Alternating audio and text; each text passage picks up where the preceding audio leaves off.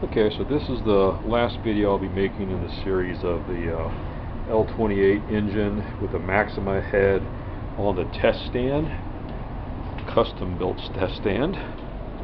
I just wanted to document one more time. If you've been following the series, you know I was having some kind of issue where I was testing for exhaust gases in the radiator. I have no evidence of a problem. Usually what you do if you think you have a problem with an exhaust leak, that's nice clean oil, nothing happening there. The oil on the dipstick looks perfect.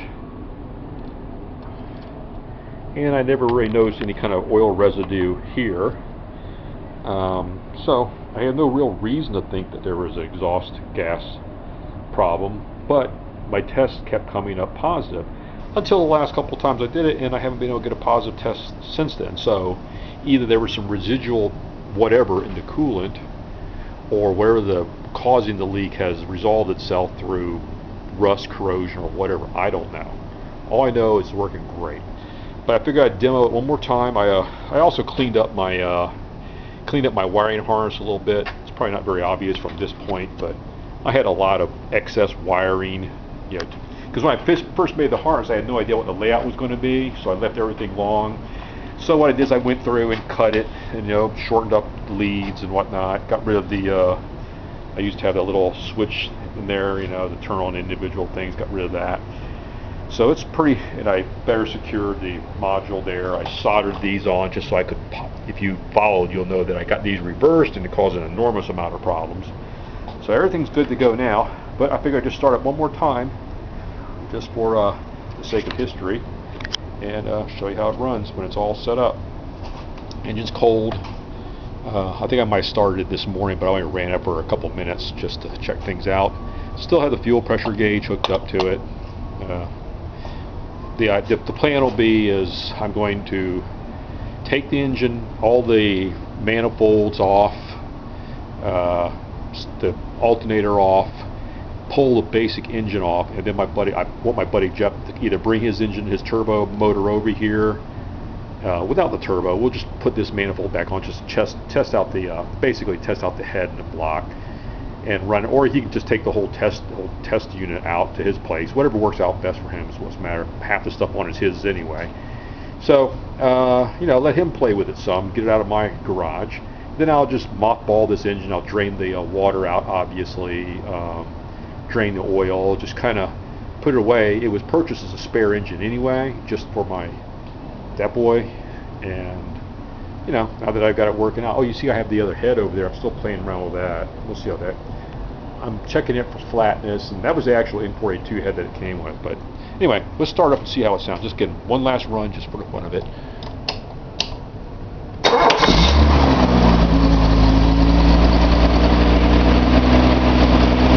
That's how they all should start up, by the way.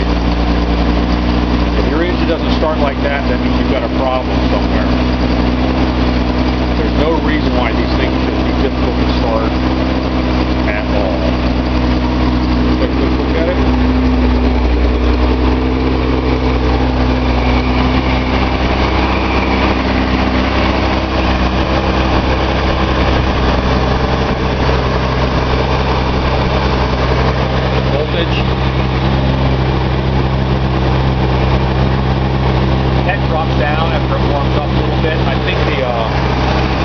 That regulator is designed to produce a little more voltage while it's cold.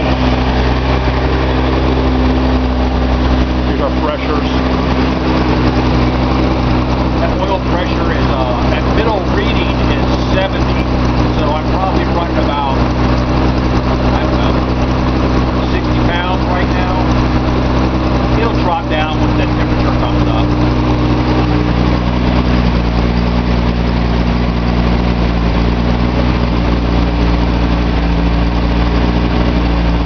Drop down to idle. That's the way it's supposed to on these fuel injected engines. This auxiliary air what is it called? Regulator, AAR. This auxiliary air regulator allows more air to flow through it until it warms up. This It's actually got a heater built into it that warms up and restricts the flow. That's sort of like giving it more air. It's sort of like, you know, back in the day, you used to push your throttle down on the old cars all the way to the floor, let it off, which kind of set a little ratchet where the carburetor would let more air go through. Then you'd start it, if you knew how to do this stuff. And then after the car warmed up, you could just pop the accelerator real fast, and that ratchet would pop off, and the idle would come back to normal. Anyway, let's give it a quick rev. Throttle.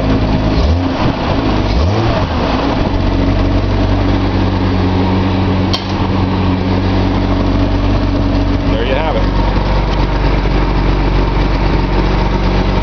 Anyway, like I said, I just wanted to document the run one more time for those of you who've been following me along here. I'm real happy with the engine. I'm real happy with the head. The compression is great. With that Maxima head, I got about 185 psi, and it's even on all. I mean within a couple of psi all the way across. So, you know, I was thinking at one time maybe I'd want to tear the bottom end down and put new rings and just general clean up the cylinder bores. You know, they looked a little, you know, a little worn, like maybe there's a few shiny spots that could have been rehoned and all that, but there's no justification for a spare engine to go drop hundreds of dollars and fool around with it when it runs so well as is. I'm kind of waiting for that temperature to come up. I thought I might do the blue fluid test for you one more time. Let me get that set up. Let me see if I can get the camera. There you go. Stay there with me. Some of the blue fluid for it.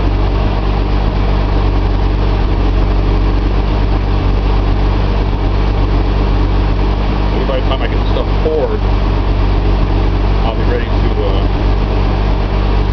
test.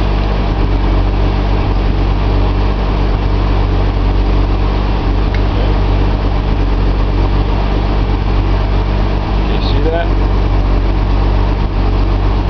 Hopefully you can. You get a rare picture of me out here because I'm not going to keep moving this camera around. So, if I look rough, if I scare you, I'm sorry.